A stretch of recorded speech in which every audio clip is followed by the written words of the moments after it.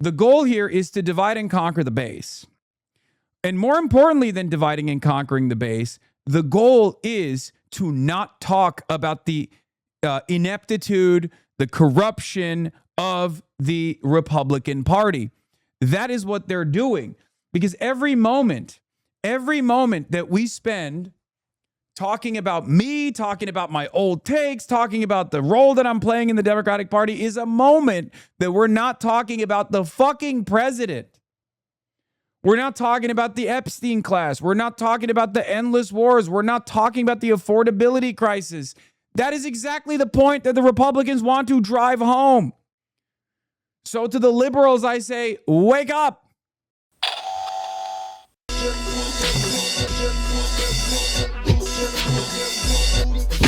What gives? Антисемитизмом называется распространение вражды к евреям. Когда проклятая исламская монархия доживала свое последнее время, она старалась натравить темных рабочих и крестьян на евреев. Right now, the entire anti-Trump forces in this country are facing the exact same type of attack. And there are a lot of people who are oblivious to what's going on. And because I'm at the heart of this attack in some ways, I have experienced it personally, so I'm seeing it and I'm warning against it. I'm warning against it for the liberals that encounter what I have to say and maybe have developed this very negative attitude. I'm warning the members in my community as well. I am warning everyone. Tom Tiffany and David Crowley have the exact same position on data centers. They're both pro-data centers, okay? With a crumb of regulation. This is a major mistake for David Crowley. He needs to communicate a different position from Tom Tiffany and start badgering Tom Tiffany over the head, start bullying Tom Tiffany with Tom Tiffany's pro-data center position. It's fair analysis, but Crowley told us he doesn't want our help. It doesn't matter. Are you Neera Tanden? Are you also a drunk loser working for the Center for American Progress? Who gives a shit that David Crowley said? David Crowley could come out and be like, I hate Hasan. I will fucking ban him from the state of Wisconsin. That's not going to change my perspective on this race. Okay? I've never done that. I mean, look at me now. The Democrats, or at the very least, a lot of the establishment Democrats, have openly demonstrated their enmity towards me, and yet I'm still telling you what my position is. I'm still telling you how to make progress. I don't care. I don't care that they fucking hate my ass. I don't give a shit. I don't want Republicans to be in charge. It's that simple, because I can think beyond the immediate race. I can think beyond David Crowley losing, and then maybe some people on the left feeling like it's a moment of progress, or it's an opportunity to say, I told you so to those establishment Democrats, because many of you weren't around in 2016. Many of you weren't around in 2020, and many of you only started paying attention in 2024. These motherfuckers don't care. They're still going to say the left is the reason why we lost, and they just didn't vote for David Crowley. They don't want to learn any lessons. We just have to defeat them later down the line. The way I'm looking at the David Crowley situation is, if he wins, it's a trifecta. And there's a higher likelihood of redistricting the state of Wisconsin. It's going to make it harder for Republicans to win the state of Wisconsin. These things take time. But that's ultimately a good thing, especially considering that next time around, someone like Francesca Hong or Francesca Hong herself is going to have a much easier time winning a seat of power in the state. What's the difference between Crowley and Tiffany, really? I mean, he's not an election denier. He's not a Republican. He's going to sign off on a lot of the stuff. He's going to sign off on a lot of the stuff that the Democratic majorities in the fucking House and the Senate are going to push for. Like, there are differences. There are differences that are not significant enough for the average voter right now, unfortunately. But if you're asking me sincerely, like, what are the differences? Like, yeah, of course. You're not voting for David Crowley. You're voting for redistricting. You're not voting for David Crowley. You're voting for the agenda of the Wisconsin Democratic Party to be passed. And that is a good agenda, broadly speaking. There's going to be bad elements in it, like the pro-data center nonsense, right? But ultimately, there's good in there as well. That's it. That's the problem, though. The problem is most people don't want to fucking see it. Most people don't want to recognize it. And I can't propagandize for David Crowley anyway. If David Crowley's out there being like, I love data centers, I want one in my backyard, I want to hug and kiss data centers, I'm in love with a data center, I love ChatGPT. If he's doing that shit, then yeah, of course, Tom Tiffany, who has the exact same fucking opinion on data centers, is going to be able to go, see, my opponent loves data centers.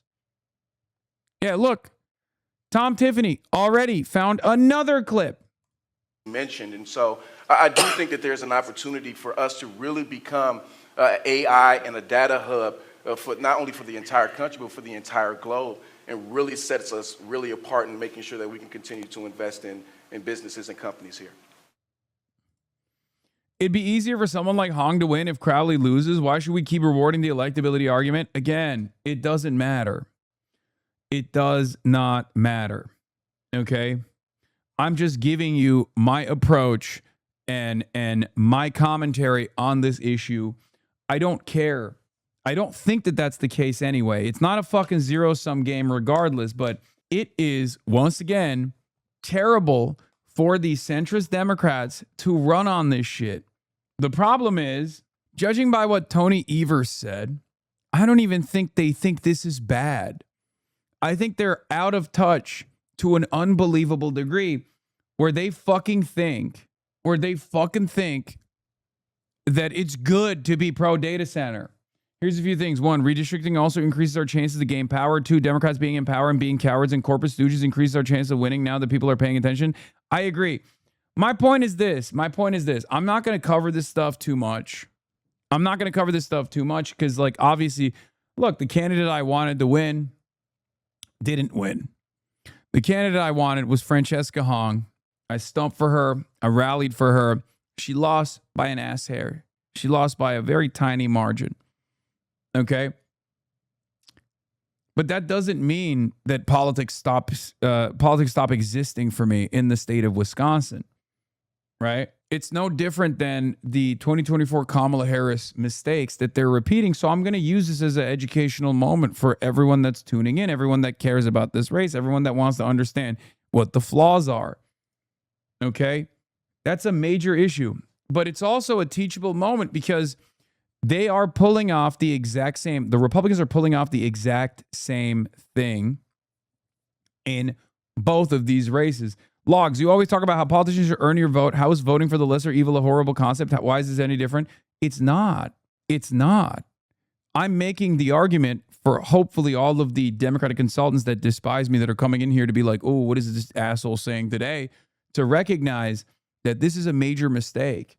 They're not going to, but I'm going to say it nonetheless, okay? I'm putting it into the record right now. I want David Crowley to take on some of Francesca Hong's platform and policies, one of which would definitely be to sign on board with a data center moratorium. If he doesn't do that, because a data center moratorium doesn't mean we just stop building data centers. It means we stop building data centers before we actually identify exactly how we are going to build said data centers.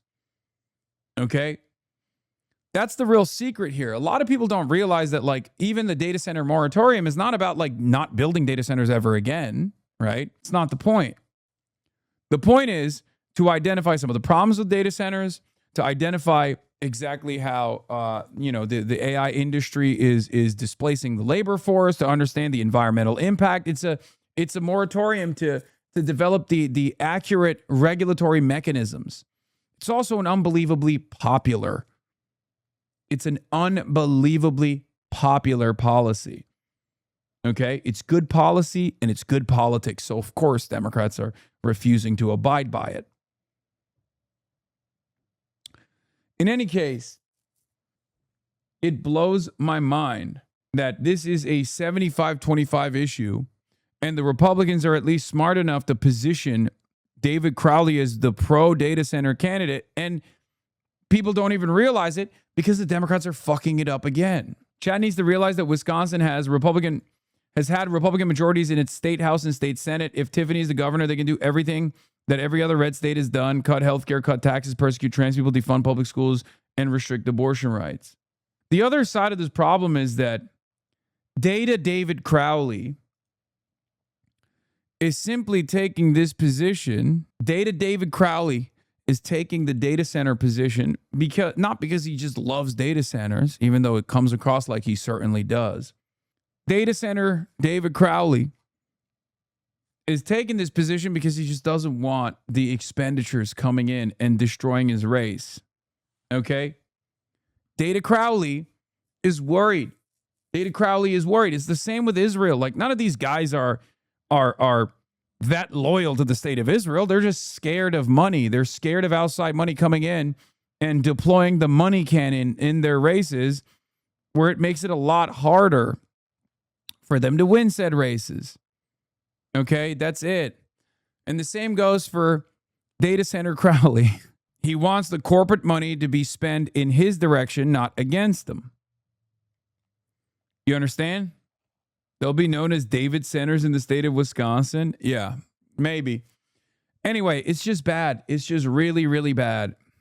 It is a really bad predicament to be in. And Democrats, at least the centrist Democrats in this instance, are falling for it again. On the other side, because remember, they are a part of the coalition. Okay?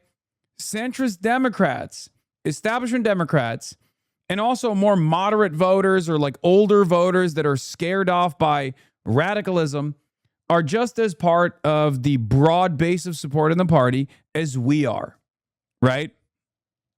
Our job is obviously to win those people over.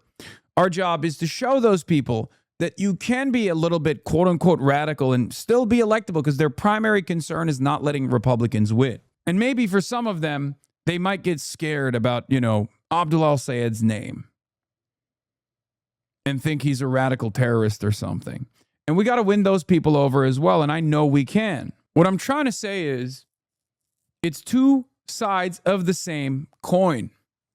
Republicans know that in Michigan, they can really boost the radicalism of Abdul al-Sayed. And they know in Wisconsin, they can hit David Crowley on being pro-data center for the 300,000 people that went out and voted for the data center moratorium that was anchoring Francesca Hong's platform. And every single instance where we're having a back and forth conversation internally is a moment where we're not talking about what Trump is doing, is a moment where we're not talking about the Republican Party. So Isaiah Martin had a really good take on this as well. I think he was debating someone. I don't give a shit.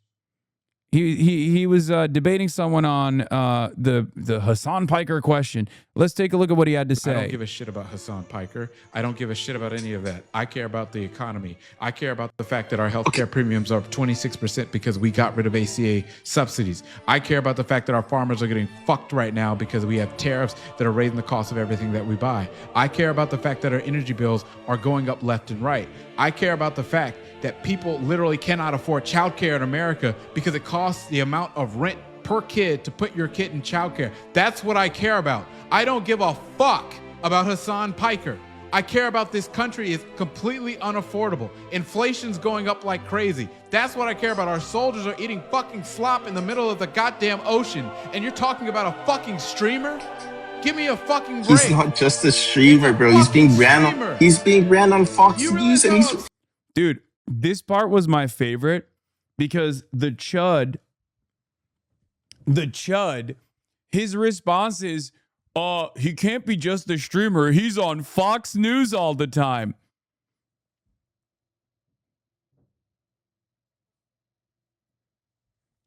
What do you mean, brother? Do you think I want to be on Fox News all the time? Like, you literally are admitting you fell for it. Chud brains, dude. Chud brains are incredible. It's ironic because I do want to be on Fox News. They just won't let me on there. They just want to talk big shit because they know I'd cook their asses. That's what's so funny about it, though, is like, in the mind of a hog, in the mind of a chud, they see something on television and go, well, this is a matter of utmost importance. They have no capacity to realize that they're actually eating propaganda.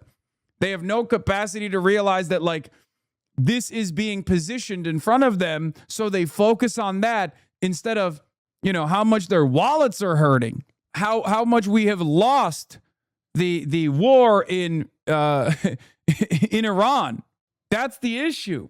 And that's what I've been trying to get liberals to get on board with. And I'm glad that there are a lot of like liberals like Adam Mockler, this guy Isaiah Martin, Midas Touch, like a lot of liberals on the independent media side understand exactly what's going on, because this is the critical moment.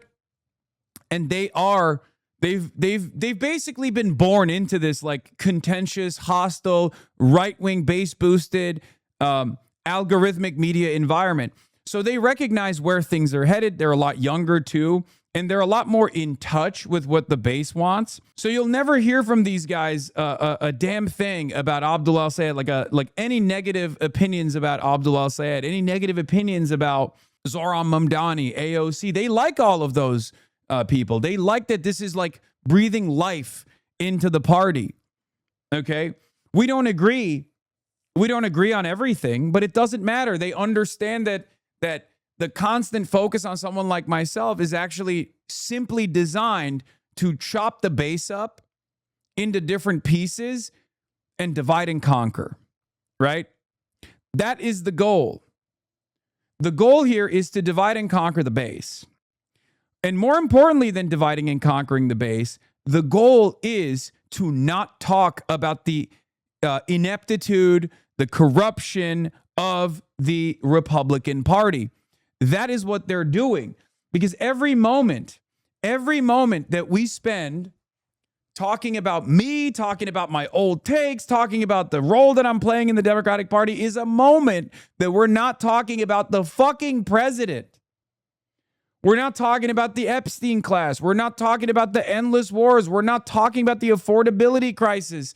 That is exactly the point that the Republicans want to drive home. So to the liberals, I say, wake up.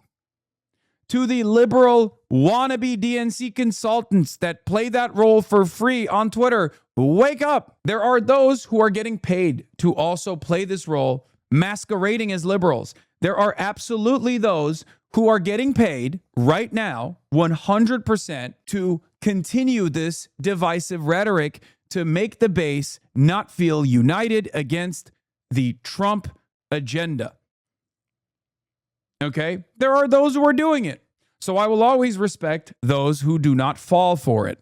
Absurd this is to people in common sense America. Okay, I have a question. Do you realize how absurd this is? You're worried about a damn streamer and our soldiers are sitting in the ocean because our president went and got into war because Benjamin Netanyahu told him to, and they don't know what the fuck is going on. And you're worried about a damn streamer? This is what's ridiculous about. This is why people laugh at the Republican Party, because it's just filled with people who think that we're all stupid. This country's going to shit. Our president is literally insider trading. He literally is refusing to release the Epstein list. You've got all this stuff. He's talking about running in 2028, and you're fucking talking about a goddamn streamer? Who gives a fuck? No one cares. So yeah, I mean, the other side of this, of course, is like, obviously Republicans are going to do this, right? Because like they're cattle. They're cattle. So of course Republicans are going to do this because they know that they have no other argument. They want people. They want people to pay attention to that shit instead. And it's very frustrating that we are once again falling for the bait. You know what I mean? We're once again falling for the bait. We cannot let right-wing algorithms on Twitter, on Threads, on TikTok, and right-wing algorithms concocted by Zionist pro-MAGA billionaires be the news desk editor for CNN, be the news desk editor for MS Now. Okay, because that is precisely what's going on here. I said this last night as well. I said Democrats, the broader anti-Trump coalition, and even mainstream media have to stop allowing this website and the GOP to play the role of news desk editor. They get to set the headlines knowing full well we always fall for the bait. This is how they win despite their corruption and violence. Okay? That's how they win. That is how they win. They should not be winning anything right now. It's a +7 national Democratic environment, okay? +7. It should be +20. The only reason why it's +7 is because we still keep falling for it. And it's not like Fox News doesn't realize what they're doing. Look at them. They're doing it. They're flexing. Hasan Piker is making a big demand of Democrats. Defend me. The far-left streamer insists he's part of the coalition, whether you like it or not, as a criticism of his rhetoric becomes an issue in the key midterm races. Democrats, listen to me. I know we don't always see eye to eye on a lot of stuff, but you have to literally at some point, I know you don't want to do this. Defend me. That requires you to basically take the L a little bit and maybe be a bit more honest about how I'm not this dangerous, toxic, radical force. But some Democrats want him disavowed instead. A former Biden White House staffer says the party shouldn't waste political capital defending Piker, while Wisconsin Democratic gubernatorial nominee David Crowley says he won't campaign with him. Piker argues Republicans are using the controversy to distract from the cost of living crisis. They even say it. That's the point. They are doing it. And they're so successful at doing it that they can flex in our faces that they are doing it. Do you see? Like, that is literally Fox News' own digital team openly flexing that they're doing it. I don't think a lot of liberals understand the point I'm making here when I say this. Look, defend me or don't defend me. It doesn't matter. None of this changes my career. None of this changes the trajectory of my career, right? If you think I'm this like calculating grifter who doesn't care about anything, then sure, fine. I mean, from that perspective, it doesn't matter, right? It doesn't matter if you defend me or not. The reason why I want you to figure out a better way to sidestep that conversation and bring it back to the issues that actually matter, especially if you're going on Fox News, is because every moment that you're allowing the Republicans to dominate discourse and talk about how radical I am is a moment where you're not talking about the issues, is a moment where you're not talking about what the Republicans don't want you to talk about, which is how dangerous the Republican Party is, how violent the Republican Party is, how violent Trumpism is. So I'm going to show you guys one great example of this, right? I'm going to show you guys one great example of this, and that is former mayor of New York City, Bill de Blasio. Bill de Blasio keeps going on Sean Hannity. Okay. And of course, Sean Hannity last night, just like the night prior to last night, talked about me again. It was his entrance. It was his introduction. That's all he's seemingly talking about. Sean Hannity loves talking about me, but never to me. And of course, one of his favorite issues is to bring a guest up and bully them and be like, what do you have to say about Hasan Piker? It's very strange behavior, but he does it every single time. But Bill de Blasio had an incredible retort, an incredible reaction to it. Let's take a look. Okay. Now, do you like Hasan Piker? Do you support him? I have mixed views, but I think the way you were describing him, you could have been talking about Donald Trump, honestly. Okay, cozies up to dictators. Says extreme things. All right, but Bill, you're breaking the rules. I didn't agree to the rule, my friend. Here's my question. You're breaking the rules. What rules, Sean? What rules, Scott? What rules, Scott? What do you mean? What are the rules? No talking ill about daddy? He's like, listen, Bill, I brought you on. I brought you on so you could dunk on Hasan. I didn't bring you on to talk shit. Yeah. Also, Ryan Grimm, here they are watching Mamdani win. Yeah, I said my favorite mayor after Adams. So yeah, Bill de Blasio did the perfect, the perfect attack, right? The perfect retort. He did. He realizes that this is totally ridiculous. This is a totally ridiculous argument to present. I said, look, this is exactly how you should deal with this insanely disingenuous framing. Bonus points for reminding people how insane it is that the standards for a Twitch streamer who's spoken for more than 20,000 hours are apparently higher than the president of the United States. This is not even about running away from the issue. They are running away from the issue, the much more consequential issue, which is that Donald Trump is the president. I cannot believe how much we have lost sight of what actually matters. Okay, reframe, go on the counter. That's it. That's all I'm asking. That's all I'm asking for. I'm not saying like learn the context of every single clip that has been clipped out of context for the past 7 years, right? I don't expect you to know all of that. I don't expect you to know all of that at all. That would be impossible. Even my fans don't know every single thing. The real expectation here is to be smart and just be like, really? We're talking about things that may or may not have been clipped out of context from 10 years ago from a Twitch streamer. That's your main focus tonight, and every other night, that's what you want to talk about? Why do you want to talk about this so much? Perhaps you want to talk about this because you can't talk about your president and all of his accomplishments because he has none. We are the masters of our own destiny, okay? We control what we can say. We control what we want others to hear. So why are you getting bullied? Why are you getting bullied by these dumbasses, these dumbass chuds? Trump has accomplishments, totally fucked up America. Yeah. It is far too big of a target-rich environment with the madness and mania of the Trump administration for every Democrat to not immediately flip the script back and say, what are we doing here? This was the argument. Did you ever think you'd be a distraction used to take people's attention away from a war? No. This is how they steal food from your table, money from your pockets, and then make you feel as though the guys who are doing that are the good guys. So we got to be a little bit wiser, folks.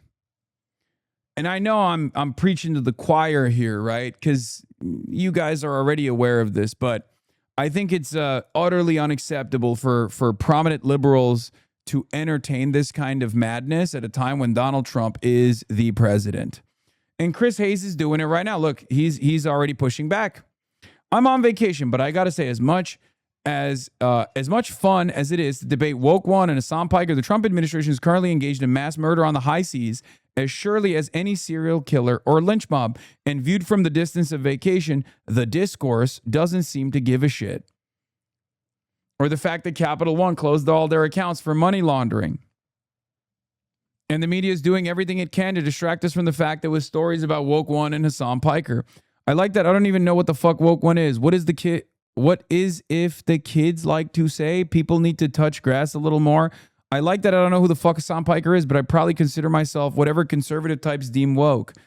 He's an anti-Israel streamer in AIPAC that AIPAC freaked out about a few months ago because anti-Israel politicians had him on for some campaign events. Moderate Dem politicians then, unironically, just got a list of talking points to cover about why they don't like him. Cory Booker declared that he would never go on a stream and then later admitted he didn't actually know anything about Hasan Piker. He was just told by his staff to say it. Thanks for the quick primer. Blue sky liberalism, baby. Blue sky liberalism. We're going to win. They know better. Yeah, I'm on Threads. I'm on Tubi. I'm on Quibi. I'm on Blue Sky. I'm not on Blue Sky. Yeah, another great retort, another quick retort, because there's so many different ones, but another great quick retort to this kind of slander op, smear op is to be like, where'd you get that clip? You watch his streams? You have any idea what he's about? Who gave this clip to you? Why are you bringing this up? Why is the clip only 13 seconds long? What did he say before? And what did he say after? What is the context of this clip? Are you aware? Are you aware of his positions at all? You know, you can do that too. But like I said, the strongest opposition to this sort of thing, is to basically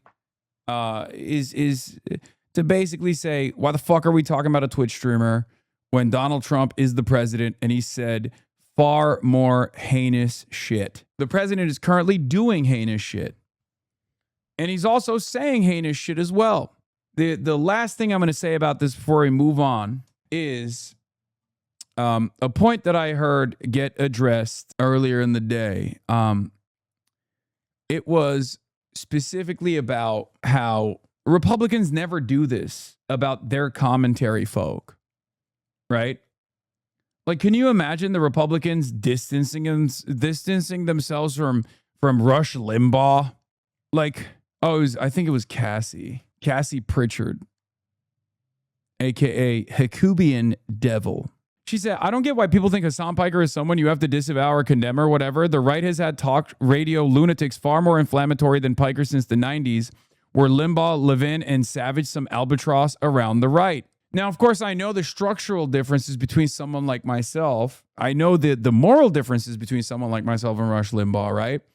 But the structural differences, of course, and the differences in the commentary is that those guys are loyal soldiers. They're loyal servants of the party.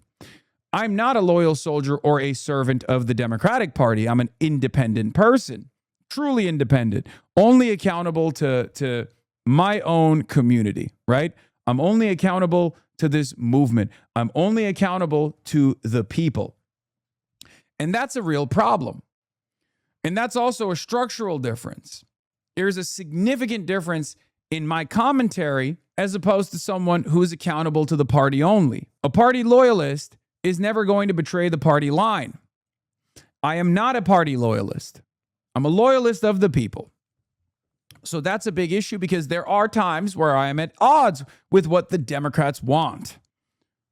What the Democrats want to communicate. I mean, 2024 was a great example of this, where I found it unconscionable to come out and openly endorse Kamala Harris as she, was the vice president of an administration that was committing genocide. I never told people not to vote for Kamala Harris. I only told people not to vote for Donald Trump. But of course, there are a lot of freemium DNC consultants out there that get no paychecks whatsoever who constantly repeat this idea that I told people not to vote for Kamala Harris. They do it all the time. They say it nonstop. It's not true, but it doesn't even matter. Yes, I also told people not to vote for Jill Stein, but that's a separate point. Even if it wasn't Kamala Harris, that point would still remain because, I'm not a Green Party guy. I think they're deeply unserious, but that's besides the point. Okay, that's not even relevant to the conversation, right? The only person that I urged, with the exception of Jill Stein, who is somewhat, irrelevant in this conversation, the only person I ever told people not to vote for was Donald Trump. But it's unbelievably bad faith, and they still hit these lines over and over again. It is crazy, okay? It's crazy. When you have the moral authority and don't act like it, you come across cornered and defensive and give permission for trash to be in control of the narrative. For example, when someone has the audacity to question you on the crime of not endorsing you, you should always let them know their place and that your criminal critique of your campaign was right, that they are the reason why we're here. Shame them. I mean, I agree, but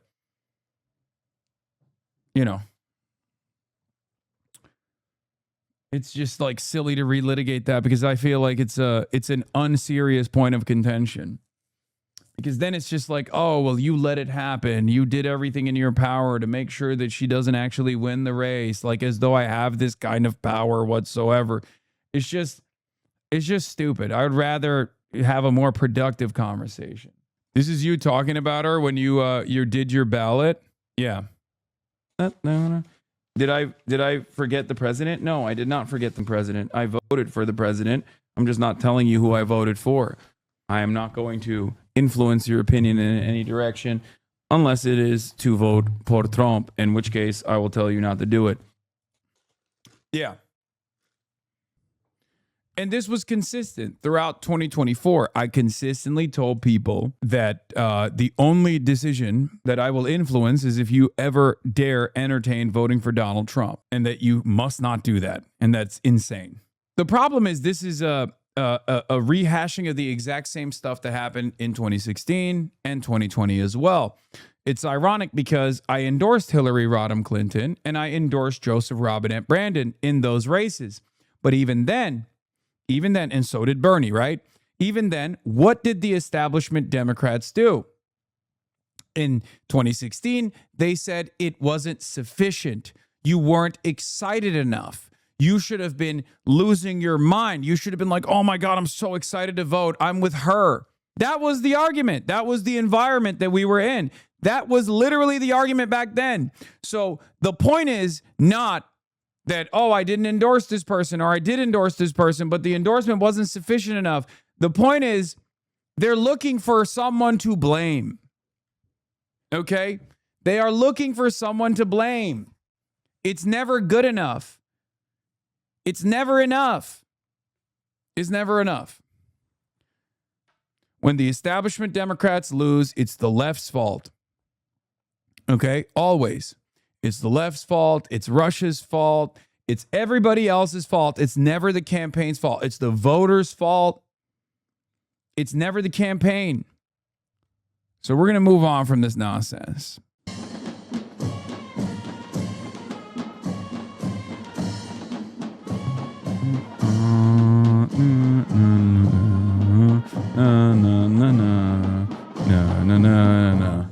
Cedin deden Nesrin baban.